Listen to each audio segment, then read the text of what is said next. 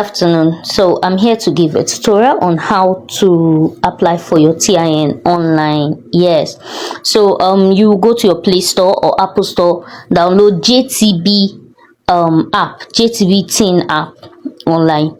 Then when you go there, click on the app. Then when you click on it, then actually you're going to get an interface. Now that interface will now tell you individual or non-individual, but the one you're going to pick is individual. You put your BVN, you put your date of birth and other details. Now that first name and your last name should correspond with what is on your BVN. If not, you have just 4 attempts. If not, it will log you out. Now, and when you're done with this interface, you search, then you fill other things. At the end of the day, they will now send you and then they will send you a request ID, which is up there, the one that is there up. Then now, after sending you the request ID, you just keep quiet.